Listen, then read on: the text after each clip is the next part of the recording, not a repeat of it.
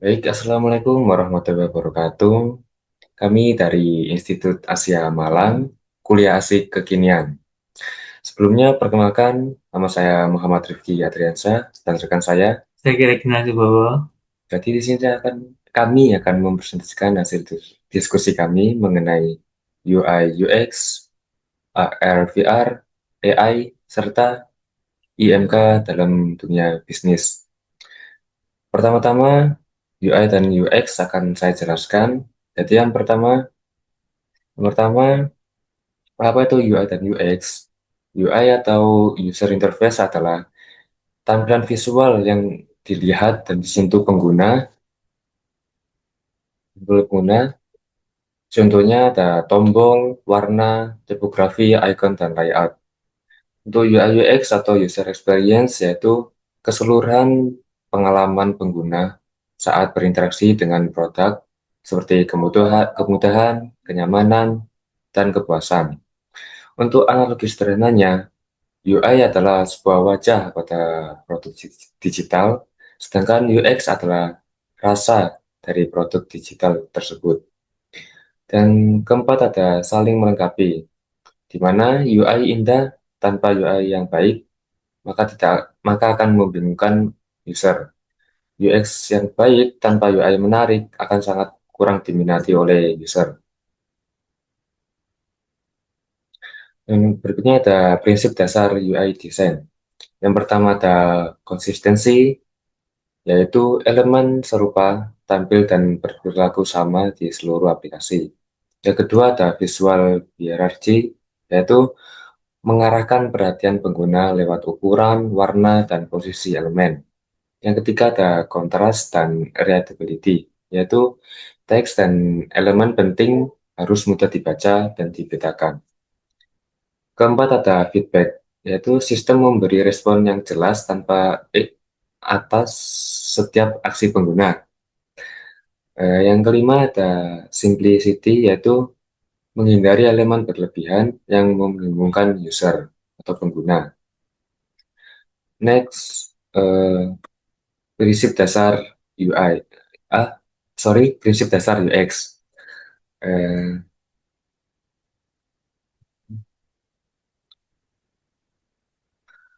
yang pertama ada usability, yaitu seberapa mudah produk digunakan untuk mencapai tujuan pengguna. Kedua ada accessibility, yaitu dapat digunakan oleh semua orang, termasuk penyandang disabilitas. Yang ketiga ada information architecture, yaitu struktur dan alur konten disusun secara logis dan mudah ditelusuri. Dan yang keempat ada user-centered design, yaitu proses desain selalu berangkat dari kebutuhan nyata pengguna. Kemudian ada proses design thinking. Yang pertama ada empathize, yaitu memahami kebutuhan dan masalah pengguna. Yang kedua ada define, yaitu merumuskan masalah inti. Yang ketiga ada ideate, yaitu brainstorming berbagai solusi. Yang keempat ada prototype, yaitu untuk membuat purwarupa desain atau awalan sebuah desain. Dan kelima ada tes, yaitu pengujian ke pengguna dan iterasi. Kemudian ada metode riset pengguna atau user research. Yang pertama ada wawancara, yaitu memahami kebutuhan pengguna secara mendalam. Yang kedua ada survei atau kuesioner, yaitu mengumpulkan data kuantitatif dari banyak pengguna. Yang ketiga ada usability testing, yaitu mengamati pengguna asli saat menggunakan produk. Yang keempat ada persona, yaitu profil fiktif yang mewakili karakteristik target pengguna. Yang kelima ada chart sorting, yaitu menguji struktur navigasi dan pengelompokan informasi. Next, ada elemen visual dalam UI. Yang pertama ada typography, yaitu untuk menentukan keterbacaan dan hierarki teks pada tampilan. Yang kedua ada warna, yaitu untuk membangun mood, branding, dan penekanan makna, seperti merah, peringatan, hijau, sukses. Yang ketiga ada layout dan grid system, yaitu untuk menjaga keteraturan dan keseimbangan tata letak elemen. Yang keempat ada ikonografi atau ikonografi, yaitu untuk simbol visual yang mempercepat pemahaman pengguna. Dan berikut adalah tools UI UX yang umum digunakan. Perangkat bantu populer untuk mendesain dan menguji produk digital. Di sini ada 6. Yang pertama ada Figma, yaitu untuk desain kolaboratif berbasis cloud paling populer saat ini. Yang kedua ada Adobe XD, yaitu desain dan prototyping terintegrasi ekosistem Adobe. Yang ketiga ada Sketch, yaitu populer di kalangan desainer Mac OS atau Apple. Yang keempat ada Canva, itu cepat untuk kebutuhan desain visual yang sederhana. Yang kelima ada Maze, yaitu alat pengujian usability berbasis data. Itu tadi desain Maze. Yang keenam atau yang terakhir ada Usability Hub, yaitu uji cepat preferensi dan kejelasan desain. Nah, ini ada contoh penerapan UI atau UX baik versus yang buruk. Yang baik yaitu navigasi yang jelas dan mudah ditelusuri, waktu membuat halaman cepat, call to action mudah ditemukan. Contohnya seperti ada Gojek dan Tokopedia. Untuk UI UX yang buruk itu tombol kecil dan sulit ditekan, alur checkout berbelit-belit, tidak ada feedback saat terjadi error, dan navigasi membingungkan pengguna baru. Nah, ini tren terkini dan kesimpulannya yaitu dark mode, micro interactions, dan desain minimalis semakin diminati. Yang kedua ada voice UI dan desain adaptif untuk berbagai perangkat. Yang ketiga ada personalisasi tampilan berbasis kecerdasan buatan atau AI. Untuk kesimpulannya, UI menarik perhatian, UX mempertahankan pengguna, dan keduanya harus berjalan beriringan. Dan berikutnya ada AR, VR, akan saya jelaskan. Dimana apa itu augmented reality atau AR? Yang pertama adalah menambah dunia nyata, di mana AR menambahkan elemen digital seperti gambar, teks, dan objek 3D ke dunia nyata secara real time. Yang kedua ada contoh nyata seperti filter Instagram atau Snapchat, aplikasi IKEA Place untuk mencoba furnitur secara virtual. Yang ketiga ada tetap di dunia nyata, yaitu pengguna tetap melihat dunia nyata, hanya ditambahkan lapisan digital di atasnya. Dan berikutnya ada apa itu virtual reality atau VR. Yang pertama ada dunia digital penuh. Itu maksudnya adalah VR menciptakan lingkungan digital sepenuhnya yang menggantikan dunia nyata. Yang kedua ada perangkat headset, yaitu pengguna masuk ke dunia virtual menggunakan headset seperti Quest atau PlayStation VR. Yang ketiga ada mixed reality atau MR, yaitu gabungan AR dan VR. Itu objek digital berinteraksi langsung dengan dunia nyata. Nah, ini untuk cara kerja teknologi AR VR. Yang pertama ada sensor dan kamera, itu bertujuan untuk melacak posisi dan gerakan pengguna secara real time atau motion tracking. Yang kedua ada rendering real time untuk menampilkan objek 3D secara halus dan responsif. Yang ketiga ada spatial mapping untuk memetakan ruang fisik agar objek digital dapat menempel secara akurat. Yang keempat ada interaksi, yaitu berbasis gestur, controller genggam, atau perintah suara.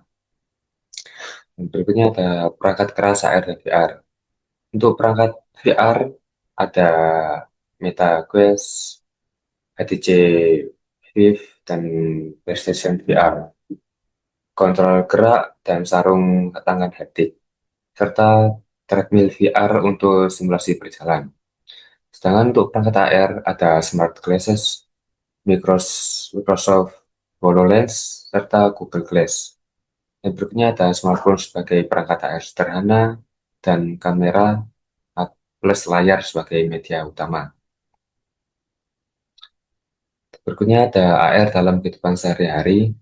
Yang pertama ada retail untuk mencoba produk secara virtual sebelum membeli. Yang kedua ada edukasi, yaitu visualisasi materi 3D seperti anatomi tubuh atau tata surya. Yang ketiga ada navigasi, yaitu petunjuk arah AR pada aplikasi peta digital. Dan yang keempat ada medis, yaitu untuk bantuan visual bagi tenaga medis saat prosedur operasi. VR dalam kehidupan sehari-hari.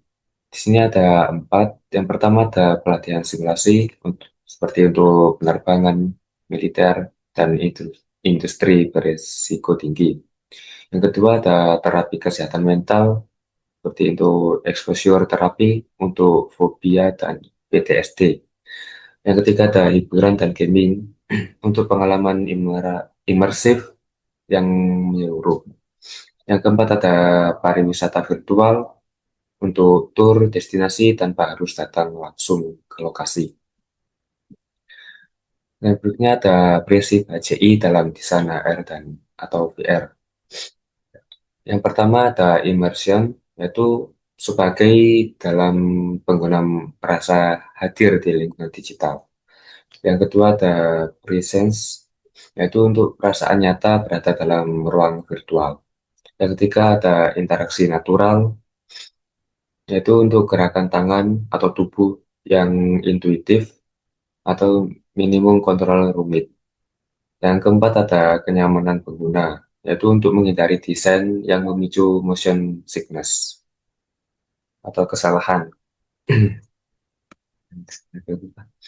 Untuk tantangannya dari AR atau VR yaitu ada empat, ada motion sickness, yaitu untuk akibat ketidaksesuaian gerakan visual dan fisik pengguna.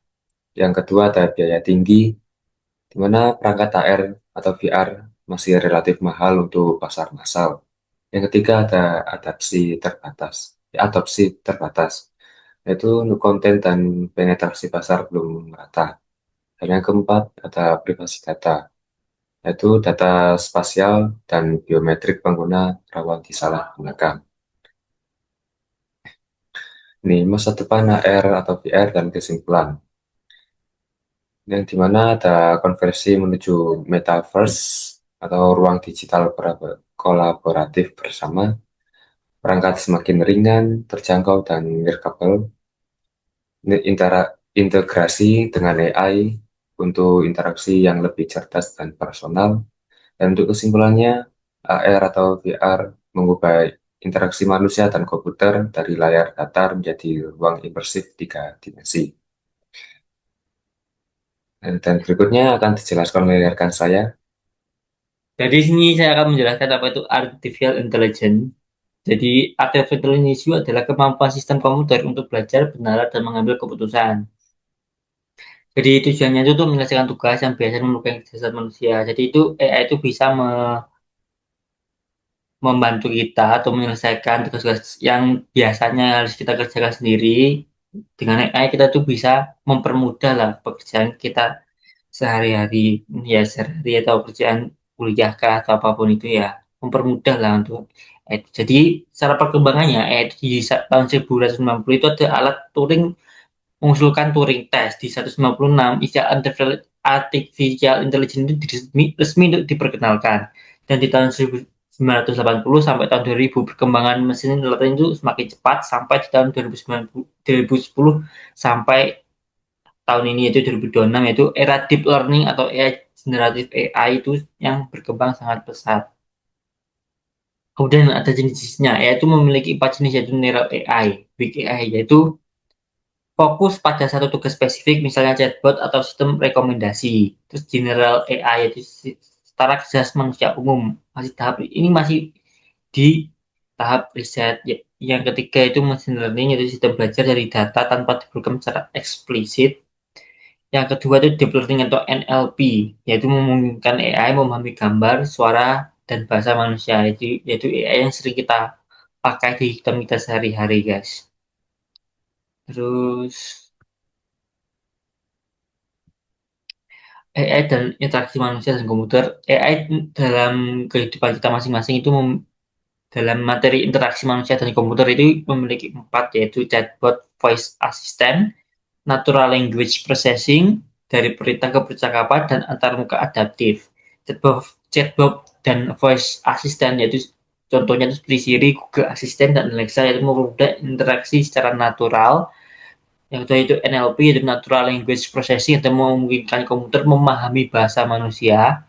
Yang ketiga itu dari perintah ke percakapan, yaitu AI mengubah interaksi dari berbasis komen menjadi konvensional. Yang keempat itu antarmuka adaptif, yaitu tampilan menjadi lebih personal dan responsif berkat AI. Terus AI dalam kehidupan sehari-hari itu memiliki empat opsi, yaitu rekomendasi konten, navigasi dan prediksi rute, deteksi wajah dan keamanan, dan smart home. Yang rekomendasi konten ini biasa digunakan di YouTube, Spotify, dan Netflix untuk menyesuaikan konten yang sering kita gunakan. Karena navigasi prediksi rute, yaitu Google Maps yang memprediksi rute cepat secara real time. Terus deteksi wajah dan keamanan itu face unlock pada perangkat smartphone modern, dan smart home itu asisten virtual mengolah perangkat rumah tangga secara otomatis. Jadi di AI dalam dunia bisnis itu memiliki empat kriteria, yaitu otomatisasi proses, terus personalisasi pemasaran, analitik prediktif, dan efisiensi operasional.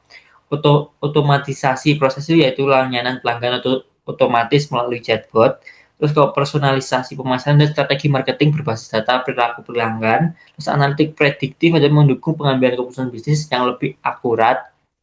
Efisiensi operasional itu mengurangi biaya otomatisasi proses kerja. Jadi kita menggunakannya itu kita memotong budget-budget yang biasa digunakan itu kita bisa memakasnya lebih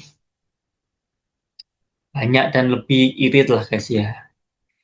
Terus yang itu etika dalam menggunakan AI. Jadi AI itu memiliki etika, yaitu prinsip yang perlu dijaga, yaitu transparansi, yaitu pengguna tahu kapan berinteraksi dengan AI, kapan tidak. Jadi kita tahu batasannya, kapan kita menggunakannya dan kapan kita tidak menggunakannya.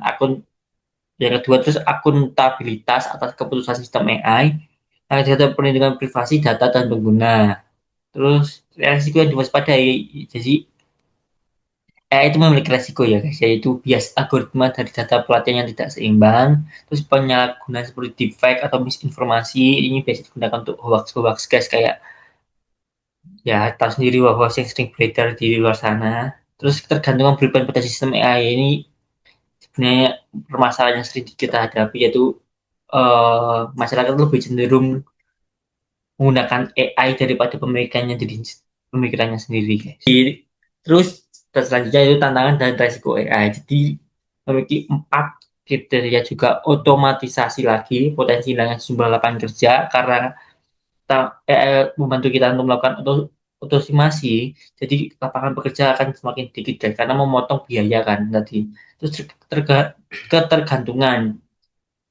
Seperti yang saya sampaikan tadi, AI itu menyebabkan tergantungan yang cenderung lebih menggunakan AI daripada kita memikir sendiri gitu. Jadi kayak matematika misalnya, kita cenderung lebih menggunakan AI daripada menyelesaikannya secara sendiri, cara menggunakan kita sendiri. Terus penyalahgunaan defect dan penyebaran misinformasi, ini tadi hoax guys. Jadi AI bisa digunakan sebagai hoax atau defect-defect foto siapa diganti lalu diubah suaranya, terus bagian narasinya juga ubah gitu. Itu ini hoax. Terus yang kedua adalah kesenjangan akses teknologi yang belum merata antar kelompok. Jadi nggak semua orang itu bisa mengakses AI, apalagi dengan tingkat kemiskinan yang sangat rendah. Jadi orang miskin itu mungkin karena HP-nya masih belum suportif, jadi akan jadinya kesenjangan di situ.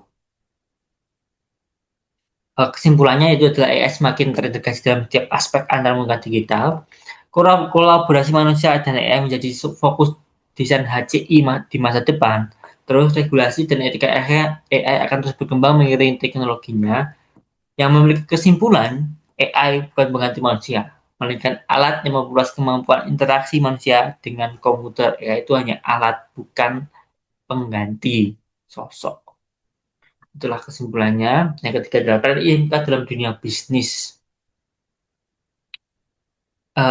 Jadi mengapa sih EMK itu penting di kehidupan kita di dunia bisnis? EMK itu penting bagi dunia bisnis. Jadi yang pertama itu loyalitas pelanggan, pengalaman pengguna yang baik meningkatkan loyalitas pelanggan.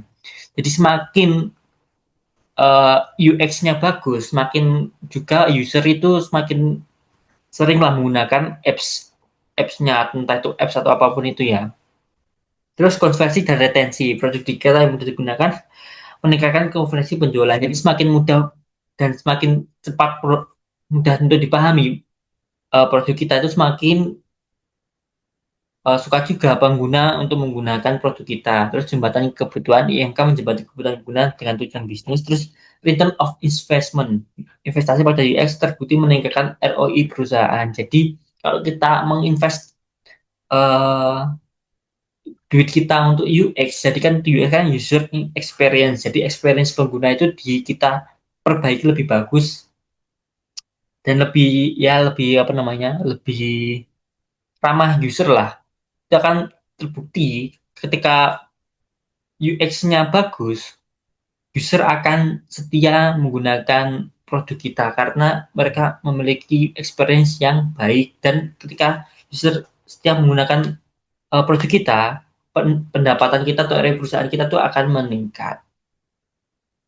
Itu terbuka dan percakapan, yaitu ada chatbot dan voice assistant melayani pelanggan selama 24 jam 7 hari tanpa jeda waktu. Jadinya kita nggak ada jedanya lah. Terus respon lebih cepat, mengurangi beban kerja, tim layanan pelanggan, terus interaksi manusiawi, percakapan terasa lebih natural dan personal. Terus next, AR dan VR untuk pengalaman pelanggan. Jadi uji coba virtual mencoba proses secara digital di retail, otomotif dan properti. Pelatihan karyawan simulasi berbasis VR untuk pelatihan yang relatif yang efektif dan aman. Terus diferensiasi merek, pengalaman investasi meningkatkan daya saing merek. Terus tren 4 dan 5, inklusif dan data. Desain inklusif dan aksesibilitas. Ya, produk dapat digunakan semua kalangan termasuk disabilitas. Memperluas jangkauan pasar bisnis, nilai tambah reputasi dan kepatuhan regulasi. Terus data driven design, keputusan desain berbasis data perilaku pengguna nyata, analitik, heat map, dan A/B testing. Iterasi desain lebih cepat dan risiko lebih terstruktur. Terus microinteraction dan minimalism. Data kecil berarti animasi tombol dan notifikasi harus meningkatkan kepuasan pengguna. Desain minimalisme mempercepat pemahaman, mengurangi beban kognitif pengguna, dan fokus efisiensi kejelasan pesan menjadi prioritas utama. Jadi semakin desainnya semakin mudah untuk dimengerti oleh user, semakin bagus produknya untuk dipasarkan ke user. Karena UI-nya semakin mudah kan. Terus dikasih penerapan IMK di dunia bisnis, yaitu e-commerce, bank digital, dan pelajaran. Kalau di e-commerce itu, redesign checkout flow yang meningkatkan penjualan secara signifikatif. Terus di bank digital itu antar muka sederhana, mempercepat adopsi pengguna baru. Terus kalau di dunia pendidikan atau perbaikan kecil pada interaksi berdampak pada besar bagi bisnis. Kita kira aku menjadi 6 tren utama tadi, yaitu personalisasi berbasis AI, antarmuka dan berdasarkan konvensional, terus ada pengalaman investasi AR dan VR, dan desain inklusif yang accessible, yang ketiga data driven design dan micro interaksi yang minimalis. Terus kita langsung kesimpulan dari rekomendasi. Jadi EMK bukan sekedar estetika, melainkan strategi bisnis inti di era digital. Bisnis perlu melibatkan riset pengguna sejak awal untuk pengembangan produknya. Terus investasi pada UX, personalisasi, dan teknologi investasi menjadi pembeda yang kompetitif. Yang memiliki kesimpulan dari 3 poin tadi adalah perusahaan yang mengutamakan pengalaman manusia dalam teknologinya akan lebih unggul di pasar. Jadi, ketika sebuah produk dikeluarkan dan pemiliknya itu lebih memfokuskan pada pengalaman manusianya atau UX-nya, cenderung akan lebih user akan cenderung lebih suka menggunakan aplikasi tersebut karena mudah dipahami dan memiliki kemudahan dalam penggunaannya. Mungkin sekian itu dari kami. Kalau kalau ada salah kata dari kami, mohon maaf. Sekian dari kami. Wassalamualaikum warahmatullahi wabarakatuh. Jangan lupa like guys.